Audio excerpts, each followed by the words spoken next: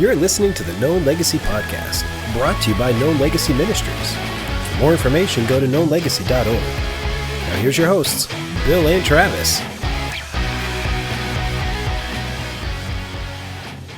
Morning, Bill. Christmas time is almost here. So excited. I love this time of year. Love it. I love do it. too. Love it. I'm a fan, even though it's not snowy. I wish it was snowy, but it's wet-y. It's damp. We'll go with the word damp. I like that. I do. There's those moments you like the bone chilling cold because you want to go inside and, drink hot cocoa and all the things I shouldn't do when I gain my 15 pounds. 15 Christmas pounds. 15 Christmas pounds. Why is there not a Christmas song for that? I know. I'm telling you. Grandma Anyways. got fat over because cookies. Hey, thank you guys for checking us out. KnownLegacy.org is where you can find us online. Info at Known Legacy if you want to give us an email. Words of encouragement, questions, comments. Your favorite Christmas song you share with us there. Yeah. In YouTube. the comments, put down your favorite Christmas song. We'd love to hear that, what your favorite Christmas song is. Yeah, YouTube and the artist, because let's be honest, there's about 50 songs that are done by every artist. So, Facebook, YouTube, Instagram, you can find all the stuff there. Yeah. And just so happy that you guys are checking us out in the midst of all of this craziness of season. So, excellent. As So, Kyle, how you doing? Yes, Kyle. Good morning. Doing good morning. Good. So, to the question of the day. Question of the day. Let me tell you the backstory, okay? So, because my wife and I are frugal, cheap, you might say, or trailer trash, all of those interchangeable. We're good. I identify with all of those things. We have our Christmas lights put up before Halloween, right? Because we have someone do it, because 2 stories, and I'm at the age now where I'm like, I don't need to be on a ladder. I don't need that deductible to be before hit. Halloween. It's cheaper then. It's cheaper, right? They stop mowing early October, and orange, then all orange the and black lights, I assume. What? No. Red and white lights. Thank you very much. Now that doesn't mean we turn them on, right? But we have them up, right? So following the Facebook page, man. If you don't follow your HOA Facebook page, you really should, because there is some of the funniest, hilarious arguments that go on. So some lady. Because a lot of our neighbors are starting to turn on the Christmas lights, and it's like early November, and some lady very innocently but not very passive aggressively, she goes, "Do we have a rule in the HOA when we can turn on our Christmas lights?" Right, and which started this entire like bloodletting feud in the Facebook page, right? Okay. And so people are like, "Yeah, no, not until Thanksgiving, and then you would see random photos of people who have their lights on in the middle of the night, and they're like, just post them. Click, click, and it's just like poking the bear. I love it. And from our previous conversation, I feel like Kyle might have some opinions about this. I would love to know, what is your philosophy? What is your kind of like attitude, posture about setting up Christmas before Thanksgiving? Like, do you set up Christmas when it's convenient and when the weather agrees, or do you set up Christmas after Thanksgiving? That's the question of the day. Let the rumble and the Friday night fight begin. I think you go first, Kyle. Kyle, set the standard. So, when I was a kid, Christmas was my favorite. I was like Travis, but back then. But now I'm a bitter old man. But now you're the mean one. I don't like the commercialization of it. I think Christmas has become something that it didn't start out to be. Right. And so Thanksgiving is my favorite holiday because there's no gifts involved. There's no anything other than being with family and celebrating your family and it's pure. It's pure. It's not adulterated. So I love Thanksgiving. Yes. And when you put the Christmas lights up and start the music before that, it's disrespectful to me to Thanksgiving. That's all. But okay. So in defense, my wife and I are setting up Christmas right now, and I have decided that I'm going to poke the bear. So I turn on my outside Christmas lights before Thanksgiving because I'm like, bring it on, neighbors. Bring it on, right? So here's my retort. Then the red and white lights are purely Thanksgiving lights until the day after Thanksgiving.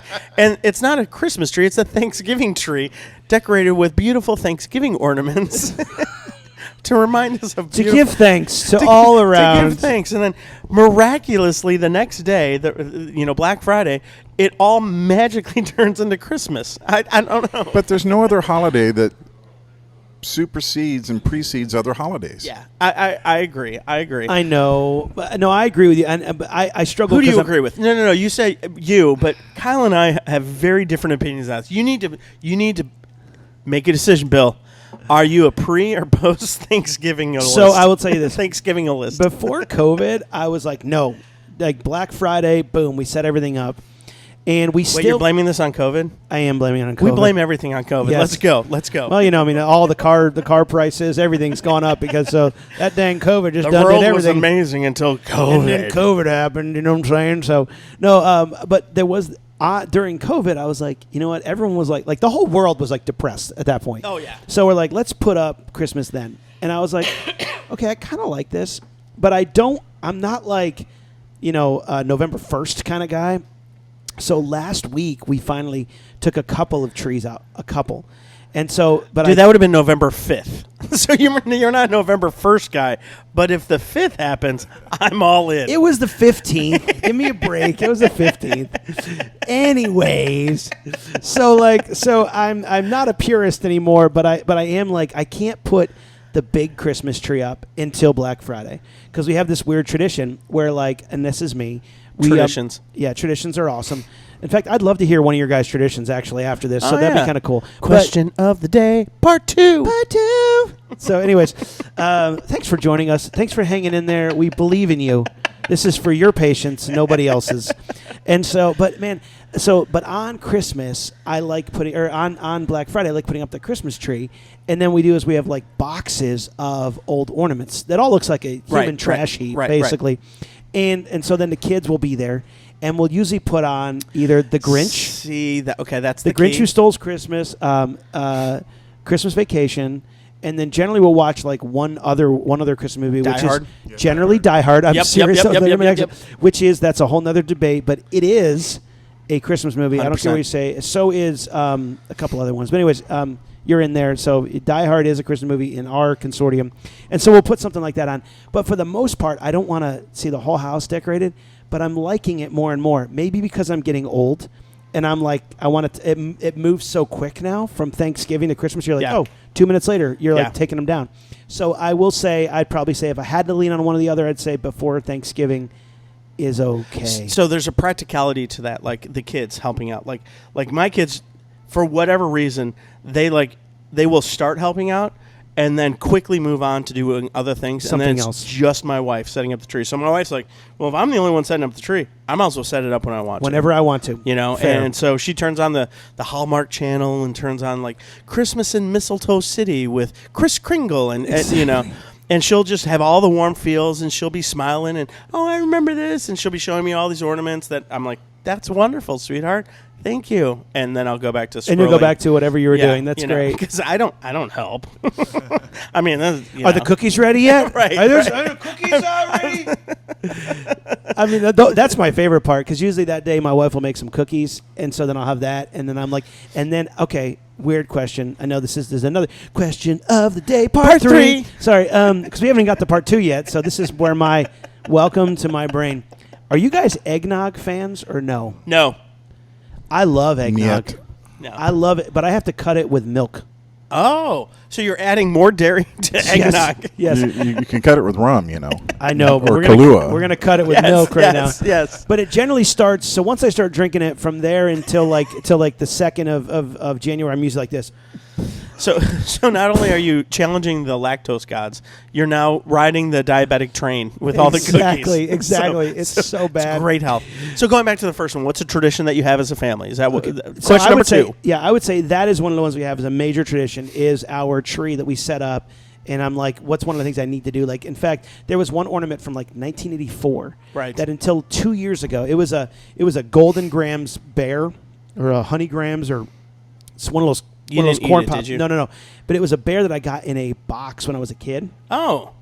And the battery worked until 2 years ago. Oh. I literally have a video of it where it's like, so it was like, so by the last year it was going, It was terrifyingly scary. Yes, if I can find it, I will take a picture of it and post it somewhere. But So what about you guys? What's your tradition? Kyle, what about you? Same. Thanksgiving happens, and then the day after, tree goes up, decorations go up.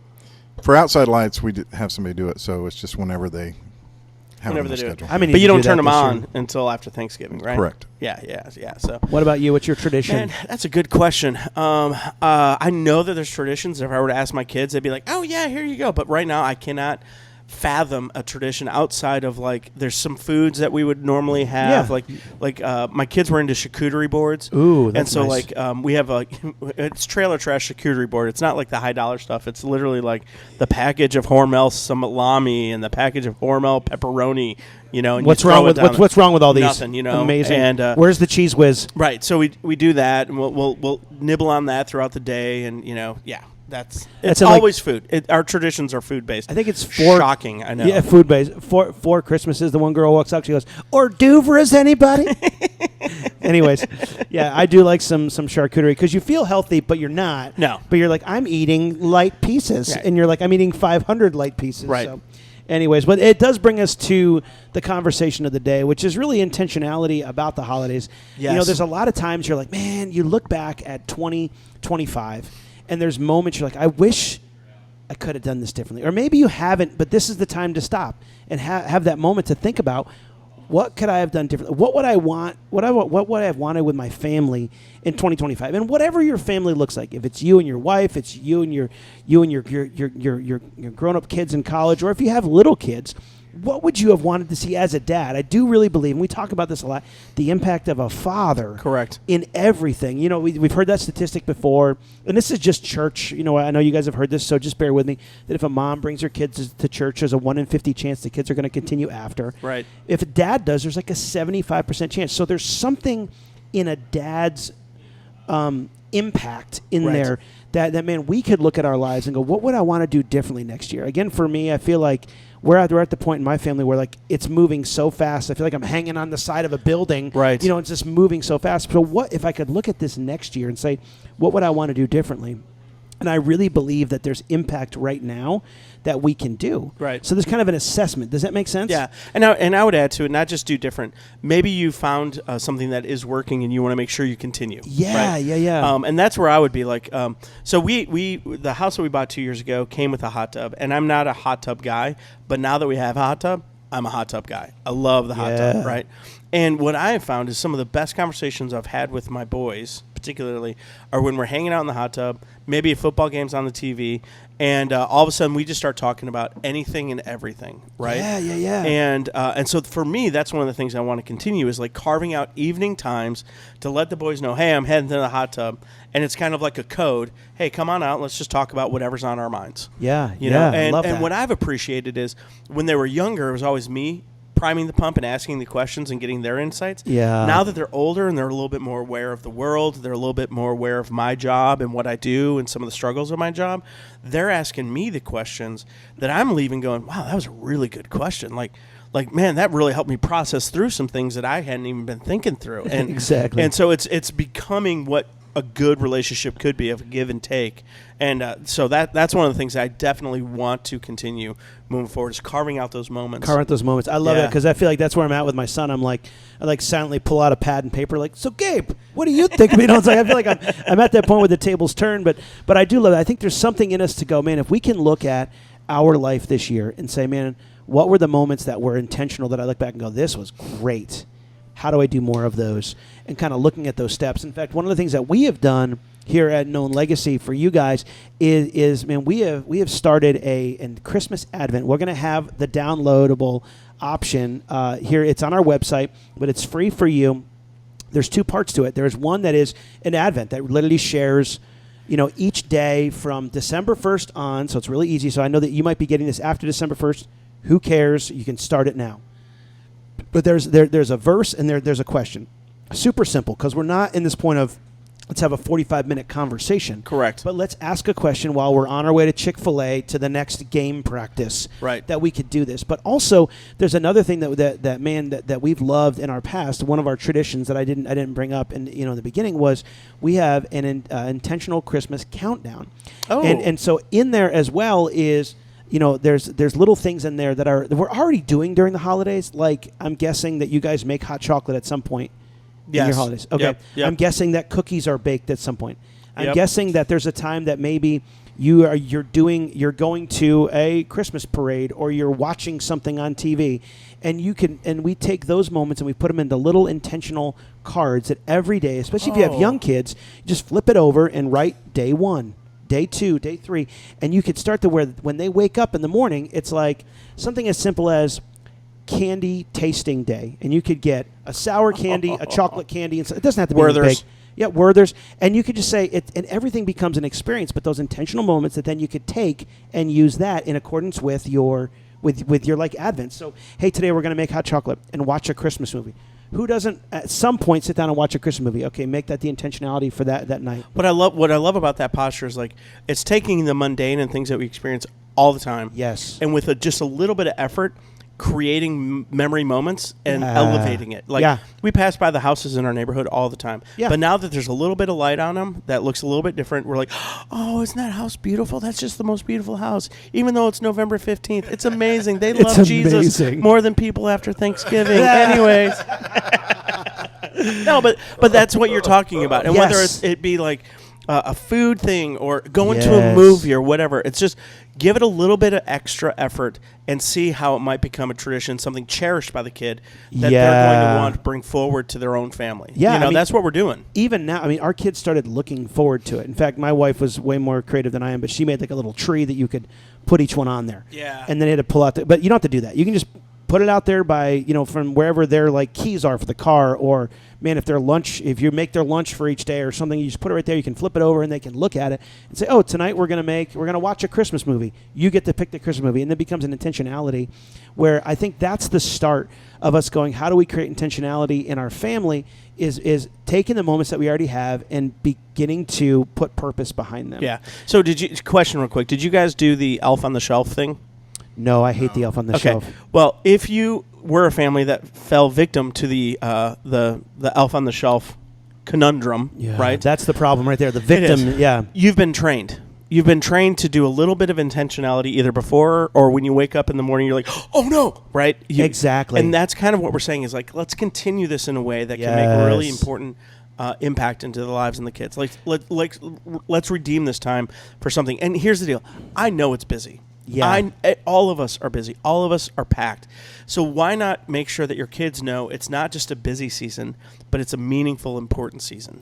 Yeah, right? yeah. I'm reading this book right now called The Anxious Generation, which really the purpose behind the book, or maybe the basis behind it, is something happened when the iPhone came out that caused anxiety and depression in these kids because they're able to see things so much quicker.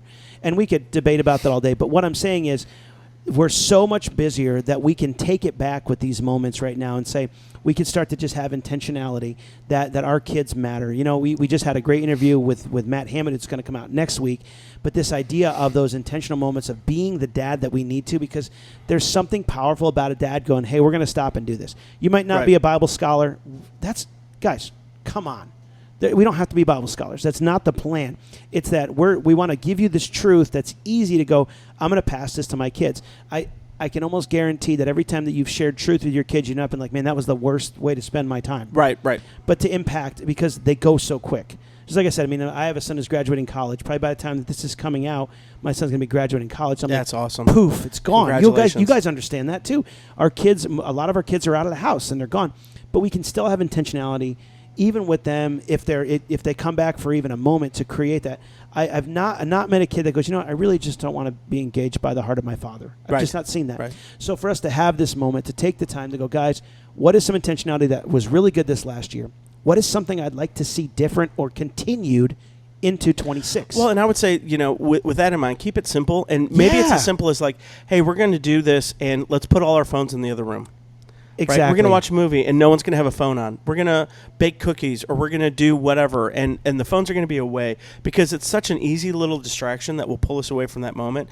And if we're trying to create a moment for our families and our kids and our spouses, figure out ways throughout the season to exile the phones that are nothing more than disruptors. Yeah. There's value in getting away from them just to just hear your voice and nobody else's. Correct. And even we said, okay, 15 minutes. I'm going to take 15 minutes. I'm going to do this. Right. There was a study done about dinner time. And I know we've talked about this too, but literally there's a study about the value that it brings to a family that runaways, the percentage of runaways goes down, the percentage of sex before marriage goes down with kids, just for having dinner. We're not talking about a spiritual thing, but I'm saying any kind of intentionality. It was an intentional movement for someone to go, I'm going to have dinner. That is the one thing. But we're saying, what can we add in a moment, in a holiday that really, like you said, I know that a lot of this is, this is the one time of the year that people don't even realize that they focus on Jesus. Right.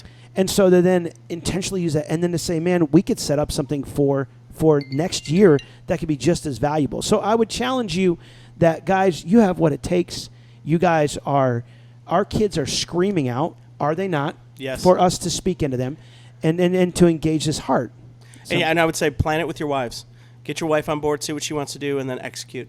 Yeah, make it happen. So have the conversation, guys. Do the download right in here. Just click on the download. Check it out. Have the conversation. Again, we believe great things for your family. We want to see families come alive to who God's created them to be. But it starts with having the conversation and building trust. And a lot of fathers have it. It's just, guys, we just need to step out and do it. So if we're the intentional ones, imagine what it could be. We'd love you to just respond and let us know, what is one thing that you do intentionally? Put it in the comments. What is one intentional thing that you do even now that we can add and help show others? So check out the comments for all those who are going to be posting about. Yep. Here's an intentional thing that I do with my family already. Love it. And make that happen. Yep. And maybe you get inspired to take one of those things and bring it into your own family. Yeah, make it happen. So guys, again, look back, realize the impact that we can have, and make a massive difference for 2026 because it matters. Our moments beginning matter. to look a lot like Christmas.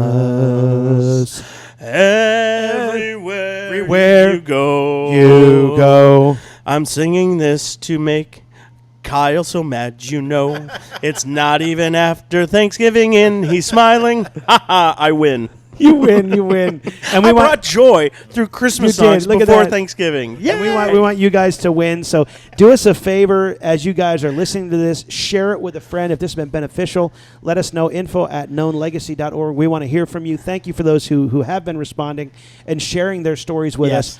But, man, we are so grateful for you. We hope that it's an impactful holiday season and an impactful 2026.